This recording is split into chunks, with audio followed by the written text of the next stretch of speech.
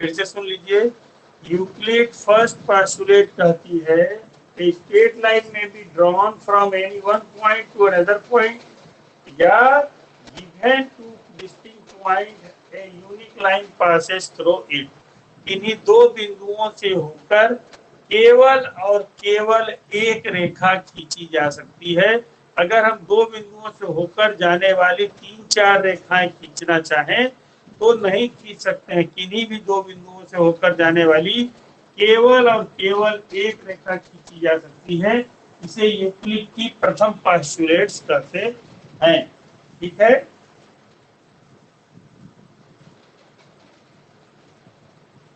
और दूसरा इनकी पोस्टुलेट है a circle can drawn, a circle can drawn with any center and any radius, with any center and any radius। हम एक वृत्त की रचना, सर्किल माने होता है वृत्त, एक वृत्त की रचना किसी एक सेंटर मतलब कि एक केंद्र से और एक त्रिज्या से।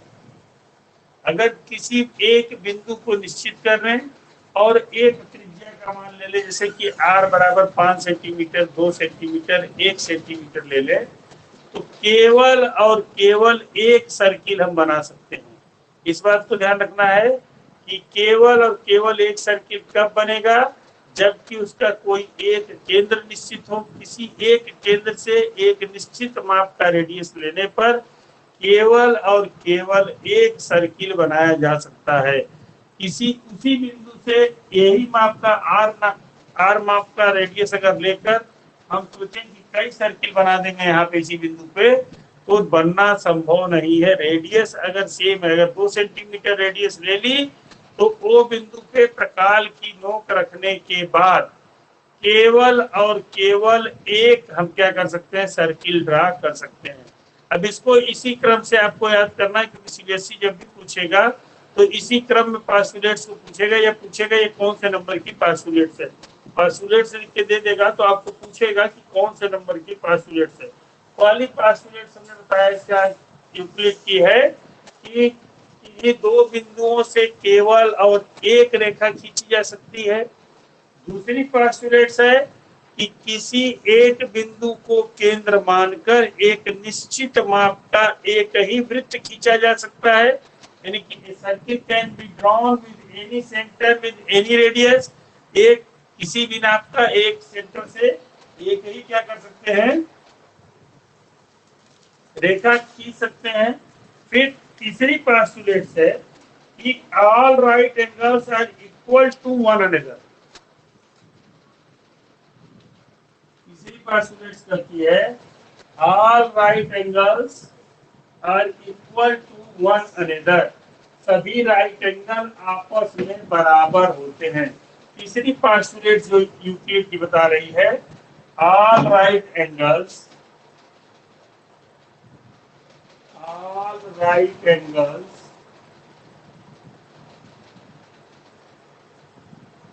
equal to one another, सभी राइट एंगल आपस में बराबर होते हैं।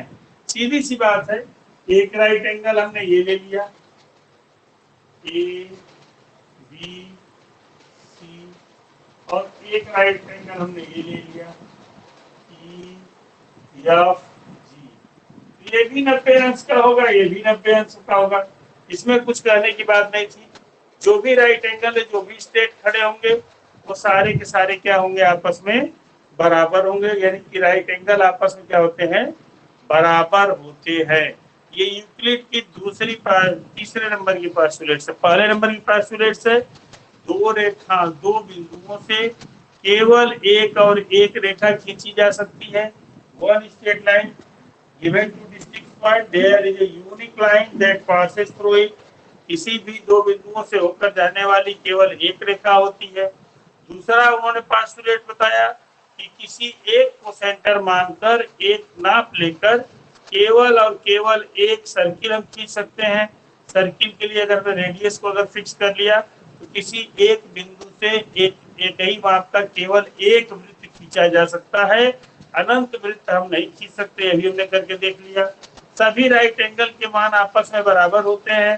कहने का मतलब सभी अगर 90 अंश के हैं तो सभी के मान आपस में क्या होंगे, बराबर होंगे। राइट एंगल्स क्या है, सभी आपस में बराबर हैं। फिर चौथी पार्सुलेट है इनकी, यूक्लिड की fourth postulate, if a straight line falling on two straight lines, fourth है, if a straight line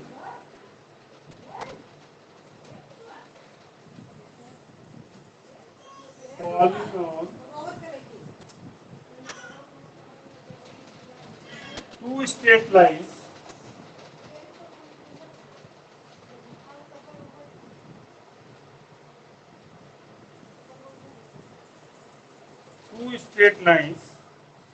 makes the interior on the same side, makes the interior on the same side of it taken together, of it taken together less than two straight lines, less than two right angles, less than two right angles. ठीक, then the two straight lines, then the two straight lines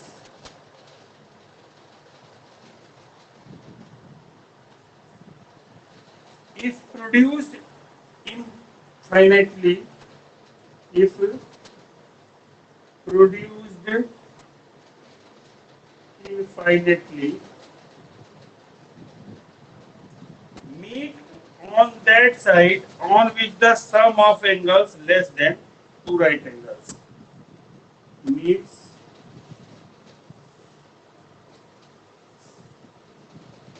on that side,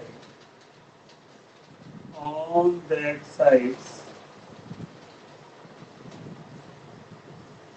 which the sum of angles, which the sum of angles less than two right angles, two right angles, दो right angle से अगर कम होता है उधर क्या करती है, जाके मिलती है। कह रहा है कि if a straight line falling on the two straight lines makes a interior, दो स्ट्रेट लाइन खींची गई है, मतलब एक लाइन हमने क्या कहते हैं कि इस तरह खींच रखी है AB, और एक लाइन हमने इस तरह से खींच रखी है C, और इस पे एक ऐसे स्ट्रेट लाइन गिर रही है। बात समझ में आ रही है? दो स्ट्रेट लाइन हैं जिनको एक, if a straight line falling on two straight lines make an interior on the same side of it, then together less than two right angles, जहां पे दो राइट एंगल से कम बनाएगी, ये वाला कोण और ये वाला कोण जोड़ा जाए, और ये वाला कोण जोड़ा जाए। यहाँ हम पैरेलल लाइंस की बात नहीं कर रहे हैं, ये मत कहना कि इंटीरियर और एक्सटीरियर एंगल्स आ रहे हैं, पैरेलल लाइंस है। यहाँ पैरेलल लाइंस की बात नहीं की जा रही है, यहाँ स्ट्रेट लाइन में सीधी रेखा की बात की जा रही है, चाहे जैसे भी खींचा गया है। अगर मान लीजिए जिधर भी greater than two right angles होंगे उस साइड आगे बढ़ाने पर ये रेखाएं कभी भी एक दूसरे से नहीं मिलेगी। जिधर less than two right angles होंगे, अगर इधर की कोण नाप दी जाए तो less than two right angles हैं, ये आगे जाने पे क्या करेंगे, एक दूसरे को इंटरसेक्ट कर देंगी रेखाएं। ये रेखाएं आगे बढ़ने पे क्या करेंगी, एक दूसरे को इंटरसेक्ट कर देंगी।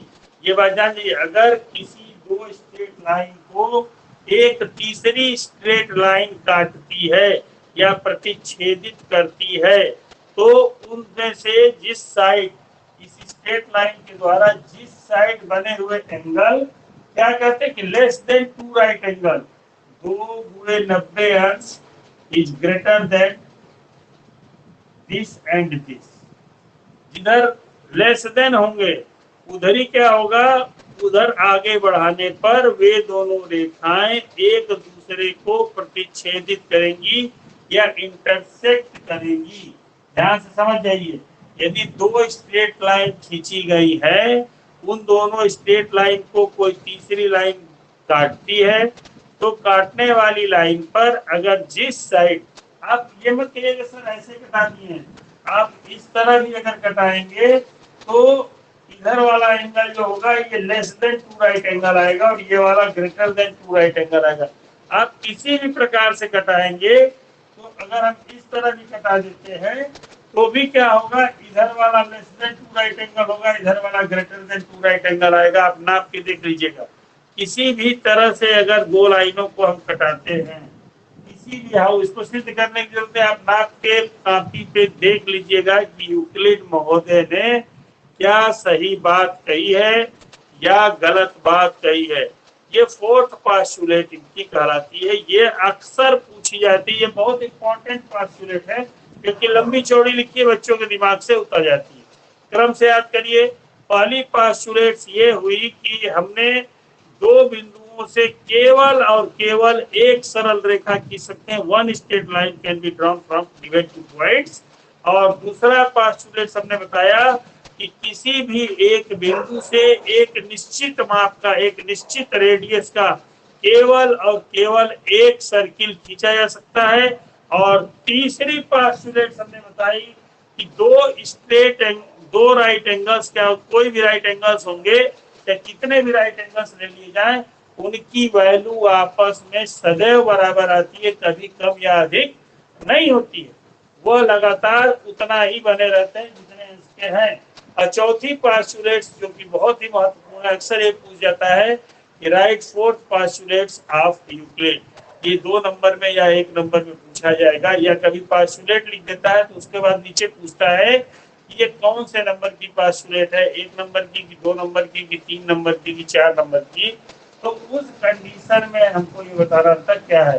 फोर्थ पास्टुलेट कहती है कि अगर दो सीधी रेखाएं खींची गई हैं और उसको कहीं से भी एक ट्रांसवर्सल तीसरी रेखा काट रही है, तो उसके एक साइड बने हुए इंटीरियर एंगल का योग और दूसरे साइड बने हुए इंटीरियर एंगल का योग, जिस साइड बने हुए इंटीरियर एंगल का योग लेस देन 180 डिग्री होगा, यानी 180 अंश से कम होगा, उधर आगे बढ़ाने पर वे दोनों रेखाएं एक दूसरे को प्रतिच्छेदित करेंगी या एक दूसरे को इंटरसेक्ट करने का काम करेंगी।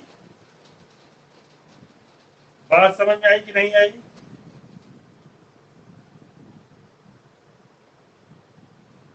हेलो,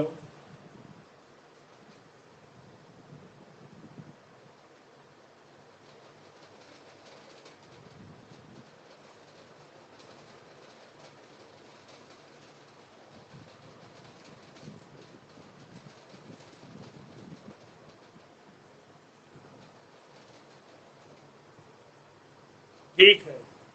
अब देखिए इसमें थोड़ा सा गड़बड़ ये हो गया है, ये 5वें नंबर की पास्टुलेट थी, चौथे नंबर की थी, जो दूसरे नंबर वाली थी वो ये थी कि terminated line can be produced infinitely, can be produced infinitely. जो एक पास्टुलेट बीच में छूटी है वो टर्मिनेटेड लाइन वाली है। Terminated line can be produced infinitely. Terminated line माने होता है रेखाखंड,